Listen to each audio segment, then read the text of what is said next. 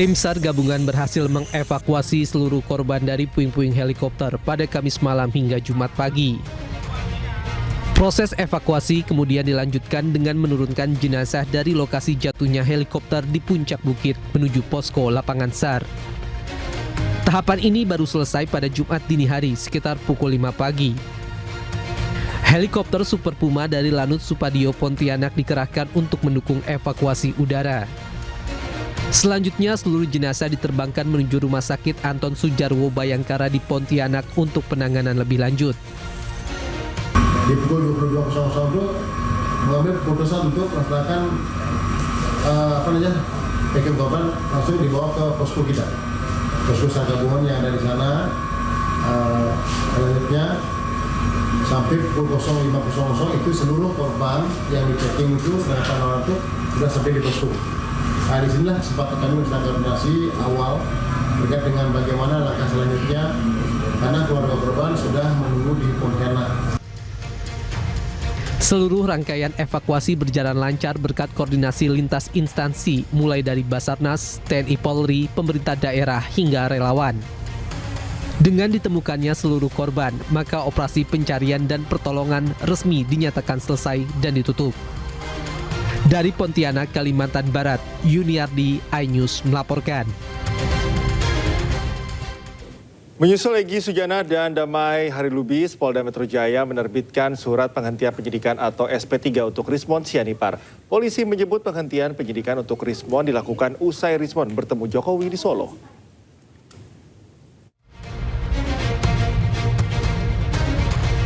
Harapan besar Rismon Sianipar agar statusnya sebagai tersangka fitnah ijazah Jokowi dicabut akhirnya terkabul juga. Setelah mengajukan restoratif justice 11 Maret lalu, Polda Metro Jaya akhirnya menerbitkan surat perintah penghentian penyidikan atau SP3. Dirkrimum Polda Metro Jaya Kombes Imam Imanuddin menyebut dengan terbitnya SP3, artinya status Rismon sebagai tersangka secara otomatis gugur. Saat ini telah terjadi kesepakatan perdamaian antara para pelapor dengan tersangka ES, DHL, dan RHS. Dan terhadap saudara RHS dihentikan melalui mekanisme keadilan restoratif pada tanggal 14 April tahun 2026. Oleh karena itu, kemudian penyidik telah menerbitkan surat perintah penghentian penyidikan terhadap saudara RHS pada tanggal 14 April tahun 2026. Usaha Rismon untuk melepas statusnya sebagai tersangka dimulai saat ia mengunjungi rumah Presiden ke-7 RI Joko Widodo di Solo. Setelah mati-matian membongkar ijazah Jokowi yang menurutnya palsu, tiba-tiba tanpa angin tanpa hujan ia menyebut ijazahnya asli dan penelitiannya salah.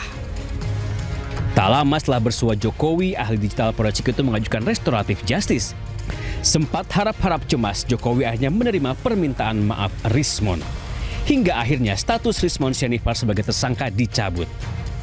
Jauh sebelum Rismon mengajukan restoratif justice, dua rekannya Egy Sujana dan Damai Harilubis juga mendapatkan restoratif justice sehingga status tersangka keduanya gugur. Dalam lingkaran kasus fitnah ijazah Jokowi, kini tinggal 5 orang lagi yang masih menjadi tersangka, termasuk Roy Suryo dan Dr. Tifa.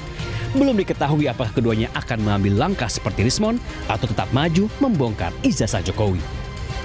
Tim Liputan iNews melaporkan. Kediaman Presiden ke-7 RI Joko Widodo di kawasan Sumber Banjarsari Solo ramai dikunjungi sejumlah tokoh. Di antaranya mantan Wakil Gubernur Jawa Barat Deddy Mizwar serta Wakil Bupati Bandung periode 2021-2026 Syahrul Gunawan.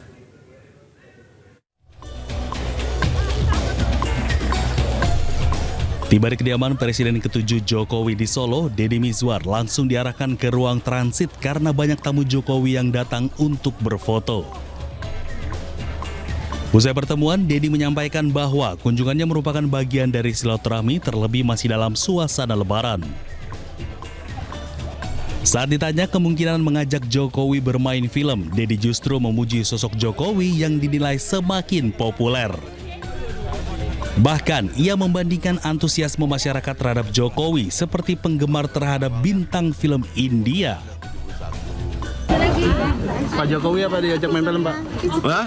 Diajak main film? Enggak, saya bilang beliau ini sekarang kelihatannya malah popularitasnya sama dengan ini Syahrukh Khan. Tiap hari banyak pengamanan minta foto, beliau ketawa. Selain Deddy Mizwar, Wakil Bupati Bandung periode 2021-2026 Sahrul Gunawan juga hadir di kediaman Jokowi. Didampingi istrinya Dina Mutiara Aziz, Sahrul langsung masuk ke ruang transit. Saat dikonfirmasi, Sahrul mengaku hanya bersilaturahmi dengan mantan orang nomor 1 di Indonesia.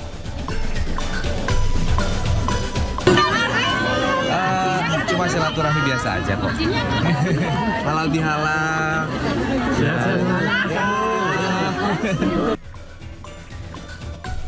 Kedatangan Sahrul ke Solo ini juga menyedot perhatian para tamu Pak Jokowi sehingga jadi sasaran untuk berfoto bersama. Dari Solo, Jawa Tengah, Septiantoro, iNews melaporkan. Menteri Energi dan Sumber Daya Mineral RI Bahlil Lahadalia pastikan impor minyak mentah dari Rusia akan masuk Indonesia pada bulan April.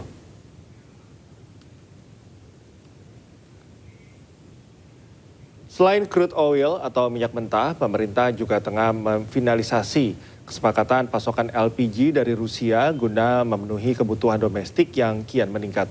Diketahui kebijakan ini merupakan langkah antisipasi pemerintah terhadap potensi gejolak pasokan di pasar energi dunia. Selain itu, pemerintah juga ingin mengurangi ketergantungan impor pada satu negara tertentu. Dengan adanya tambahan pasokan dari Rusia, pemerintah berharap ketahanan energi nasional tetap terjaga sehingga kebutuhan masyarakat dapat terlayani. Perpanjangan kontrak Freeport, Pak. Apa itu? Stepnya Prioritas dulu ya. Untuk crude, kalau untuk crude mungkin bulan-bulan ini bisa jalan. udah bisa dikirim ke sini maksudnya? Insya Allah. Kalau LPG, Pak? LPG masih dalam finalisasi. Kalau dari pemerintah targetnya kapan? Lebih cepat lebih baik.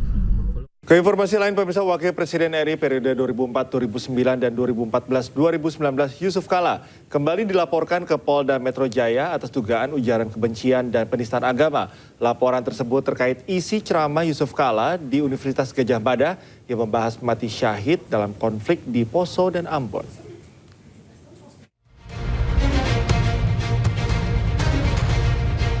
Forum Persatuan Islam Indonesia mendatangi Sentra Pelayanan Kepolisian Terpadu Polda Metro Jaya untuk melaporkan Yusuf Kala.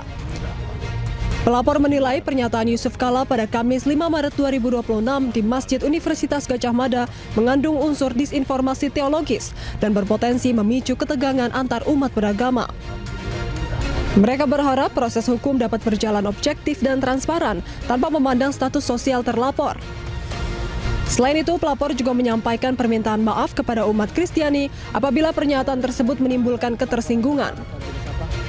Kurang ideal dalam pernyataan beliau pada hari Kamis 5 Maret 2026, tepatnya di Masjid UGM.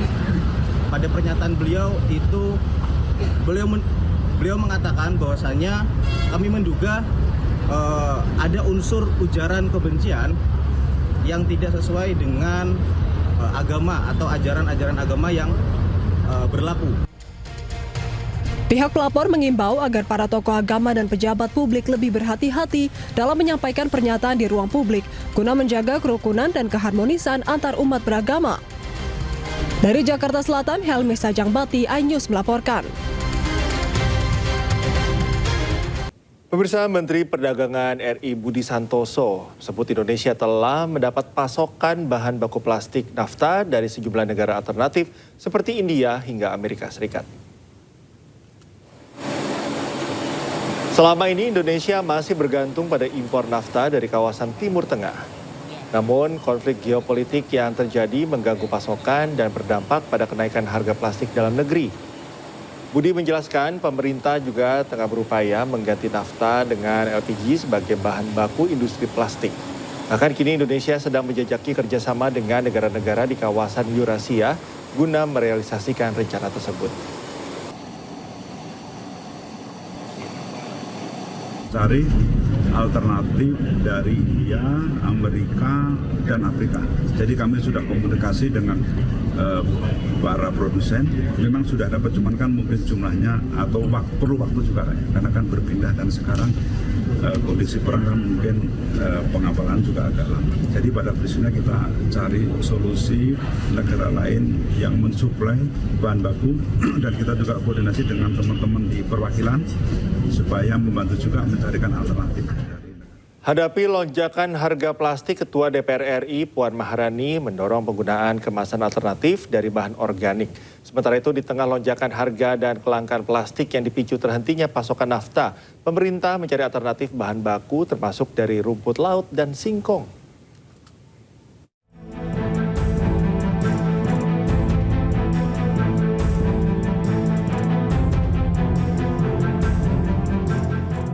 Ketua DPR RI Puan Maharani menyoroti meroketnya harga plastik di Indonesia. Menurutnya kenaikan harga ini paling menekan para pelaku UMKM, khususnya sektor makanan dan minuman yang selama ini bergantung pada kemasan sekali pakai. Puan menilai momentum ini dapat dimanfaatkan masyarakat untuk kembali gunakan kemasan dari bahan alami. Selain harganya lebih murah, penguraian sampah dari bahan organik lebih ramah lingkungan. Sebelumnya, Menteri Usaha Mikro, Kecil dan Menengah Maman Abdurrahman sebut rumput laut dan singkong bisa sebagai alternatif bahan baku plastik. Menurut Maman, saat ini kedua bahan baku tersebut cukup melimpah, namun keterbatasan pasar membuat biaya produksi masih relatif tinggi. Meski demikian, Maman berpendapat dengan dorongan kebijakan yang tepat, permintaan dapat meningkat sehingga biaya produksi menjadi lebih efisien. Ada beberapa produk-produk kita yang bisa kita jadikan sebagai bahan baku suplai plastik. Salah satunya yang udah di riset dan studi, ini lagi mau kita jajaki, itu dari rumput laut. Rumput laut itu juga sebetulnya bisa menjadi bahan baku plastik. Cuman selama ini masih dianggap terlalu mahal. Diketahui kenaikan harga plastik ini dipicu oleh konflik geopolitik global yang mengganggu rantai pasokan bahan baku plastik dari Asia Barat, di mana ketergantungan industri dalam negeri terhadap bahan baku impor mencapai 60%.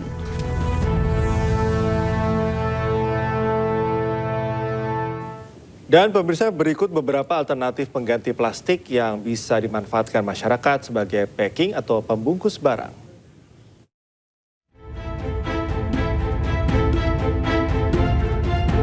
1. Kantong kertas. Jenis ini untuk produk kering seperti mengemas pakaian, roti atau barang kering lainnya.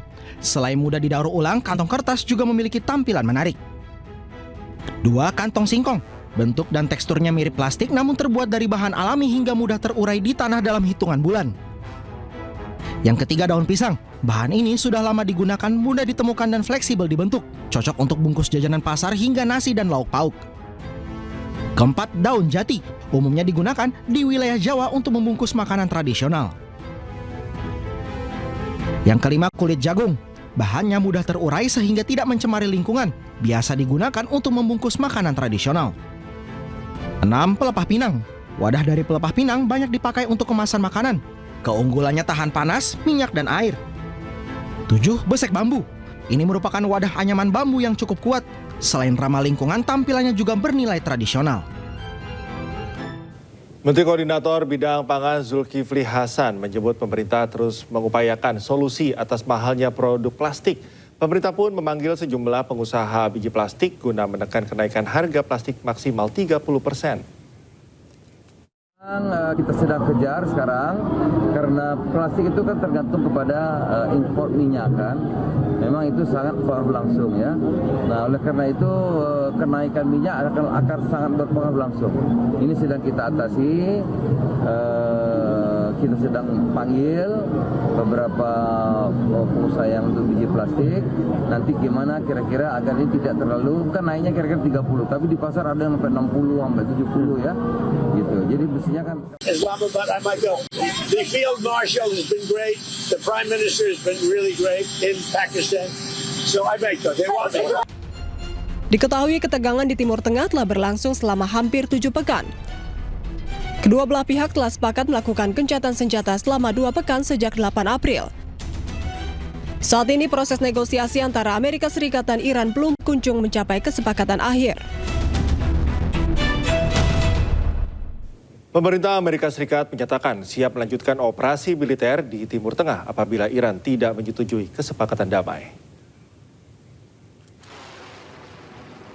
Menteri Perang Amerika Serikat Pete Hegseth mengatakan pasukan Amerika Serikat di kawasan telah diposisikan untuk kembali melakukan operasi tempur jika negosiasi dengan Iran gagal mencapai hasil. Hegseth menyampaikan bahwa Iran memiliki pilihan untuk menuju masa depan yang lebih makmur. Namun ia juga memperingatkan bahwa jika Iran mengambil keputusan yang salah, maka negara itu akan menghadapi blokade dan serangan terhadap infrastruktur termasuk sektor listrik dan energi. As our negotiators have said, you, Iran, can choose a prosperous future, a golden bridge, and we hope that you do for the people of Iran. In the meantime, and for as long as it takes, we will maintain this blockade, successful blockade. But if Iran chooses poorly, then they will have a blockade and bombs dropping on infrastructure, power, and energy. And at the same time, Treasury Secretary Scott Bessent and our friends over at Treasury are launching Operation Economic Fury as well, maximizing economic pressure across the entirety of the government. To Iran, choose wisely. The world watched, and so did you, as the U.S. military moved seamlessly from major combat operations to a world-class blockade. We can make that transition again, very quickly, and even more powerfully than ever. Pengamat politik Timur Tengah menyebut gagalnya perundingan tahap 1 antara Iran dan Amerika Serikat disebabkan karena Amerika belum memperoleh apa yang mereka inginkan. Sementara dari pihak Iran, Amerika dianggap memiliki persyaratan terlalu keras. Saya rasa memang Amerika belum dapat apa yang mereka mau ya.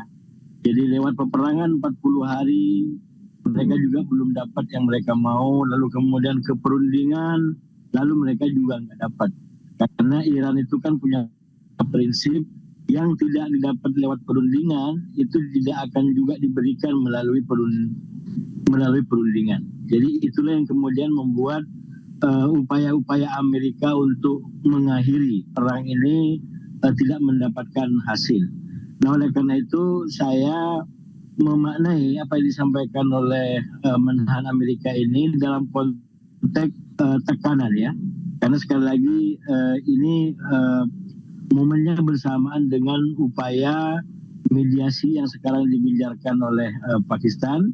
Kita tahu Pakistan sudah ketemu dengan orang-orang para pimpinan di Teheran dan besok kemungkinan dijadwalkan ke Amerika, dan pada waktu yang bersamaan beberapa pimpinan lain juga ketemu dengan pemimpin di banyak negara Arab di kawasan Qatar dan lain sebagainya. Jadi memang ini adalah upaya yang sangat masif dalam rangka untuk mencapai deal. Tapi saya khawatir justru yang disahkan oleh Menhan Amerika ini justru kontraproduktif. Karena sekali lagi itu cara-cara ancaman yang...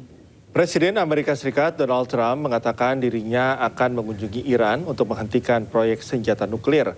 Trump menganggap pengembangan program nuklir Iran sebagai ancaman terhadap keamanan Amerika Serikat dan sekutunya. We had to do a little journey down to Iran, and I didn't want to do that, but we had to because we can't let them have a nuclear weapon. Can't let them have a nuclear weapon. Despite our little diversion to the lovely country of Iran, lovely place, but we had to do that because otherwise bad things could happen, really bad things. So we've sent out, and I think you're going to see some incredible results, you know, for those people that question it. You're going to see some... 15 truk bantuan dari Yordania konvoi menuju Lebanon pada Kamis waktu setempat. Bantuan mengangkut perlengkapan medis, makanan, dan bahan bantuan untuk korban terdampak perang.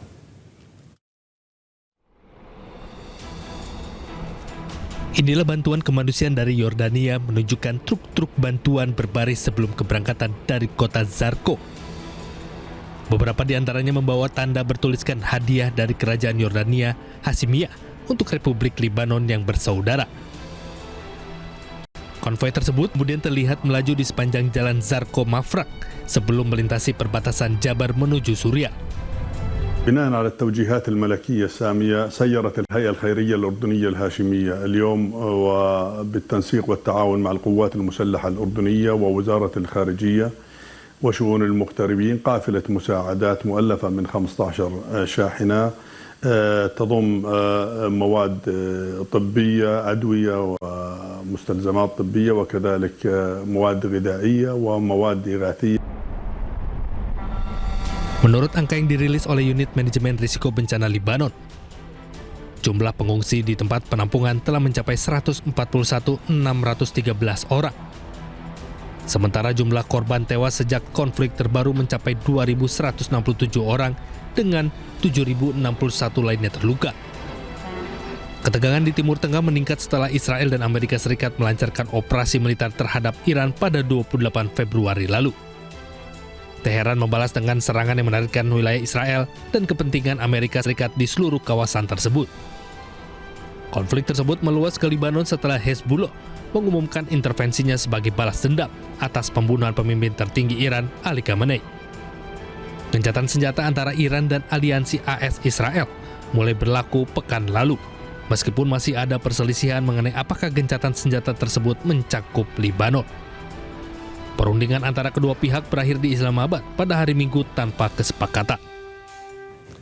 Jet tempur Amerika Serikat melakukan aktivitas penegakan hukum di blokade Selat Hormuz. Sebanyak 14 kapal tertahan selama 72 jam terakhir.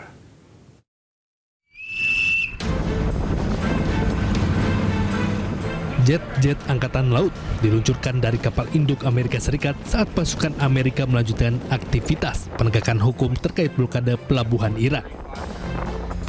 Sejauh ini 14 kapal telah mematuhi tindakan penegakan hukum selama 72 jam terakhir sejak dimulainya operasi. Namun angka-angka tersebut belum dikonfirmasi secara independen. Rekaman yang diambil dari sisi Iran di Selat Hormuz menunjukkan sejumlah besar kapal tanker minyak dan kapal lainnya terhenti di tengah blokade Angkatan Laut AS yang sedang berlangsung di pelabuhan-pelabuhan Iran. Ketegangan terus meningkat di Selat Hormuz seiring blokade Angkatan Laut Amerika Serikat.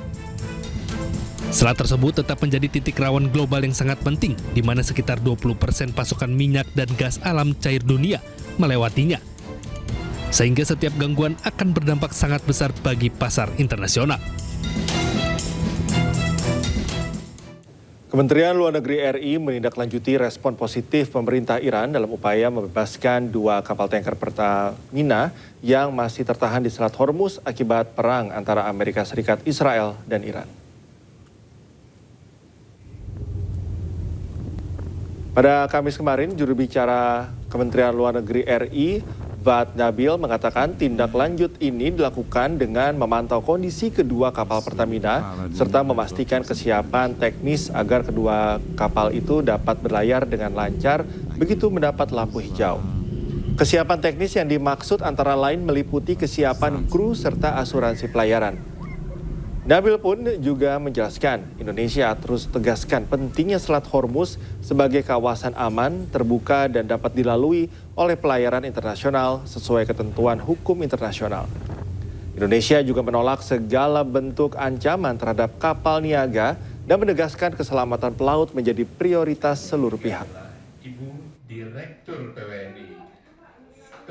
Indonesia terus menegaskan bahwa penting menjaga bahwa selat ini aman, terbuka, dan dapat dilalui oleh pelayaran internasional sesuai dengan ketentuan dan hukum internasional. Dan dalam hal ini kita juga menolak segala bentuk ancaman terhadap kapal niaga dan menekankan bahwa keselamatan pelaut itu harus menjadi prioritas yang utama.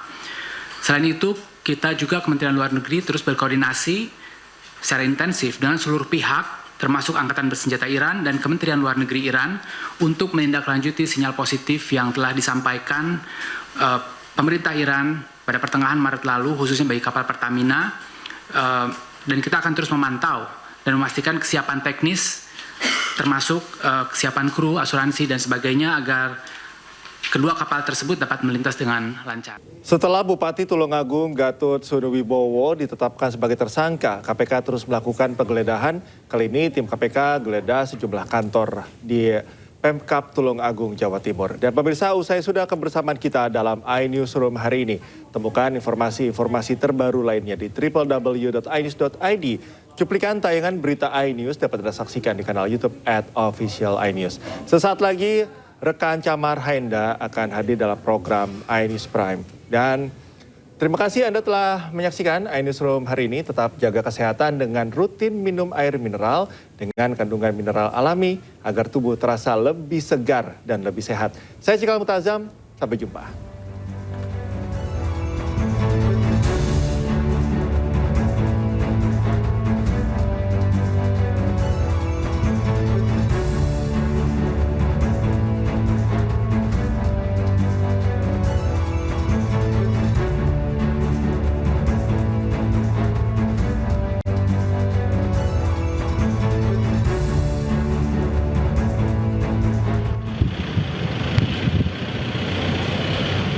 Jumat pagi sekitar pukul 9, tim KPK tiba di kantor Pemkab Tulungagung, Jawa Timur. Tim menggeledah kantor PUPR dan kantor Badan Pengelola Keuangan dan Aset Daerah atau BPKAD. Belum diketahui barang bukti apa saja yang dibawa KPK. Selain menggeledah beberapa ruangan, tim KPK juga mengumpulkan sejumlah pejabat dan puluhan kepala OPD. Kepala Dinas Pemuda dan Olahraga Kabupaten Tulungagung, Ahmad Mugianto, mengatakan selain diberi arahan, ada juga kepala OPD yang jalani pemeriksaan. Ahmad, sekelas yang dipanggil sendiri-sendiri itu yang kemarin dibawa ke Jakarta atau gimana? Ada beberapa. Ada yang baru, ada yang itu di ruangan yang sama kejadian tadi Pak yang sendiri? Di Prajabat itu semua. Sebelumnya, KPK sudah menggeledah ruangan dan rumah Bupati Tulungagung Gatut Sunuwibowo. Gatut Sunuwibowo dan ajudannya telah ditetapkan KPK sebagai tersangka kasus dugaan pemerasan di lingkungan pemerintahan Kabupaten Tulungagung. Keduanya menjadi tersangka kasus dugaan pemerasan di lingkungan pemerintahan Kabupaten Tulungagung. Tersangka diketahui meminta uang melalui ajudannya ke 16 OPD di lingkungan Pemkab Tulungagung senilai 5 miliar rupiah. KPK amankan uang tunai 335,4 juta rupiah, 4 pasang sepatu mewah bernilai lebih dari 120 juta rupiah, dan sejumlah barang bukti lainnya. Dari Tulungagung, Jawa Timur, Anang Agus Faisal, iNews melaporkan.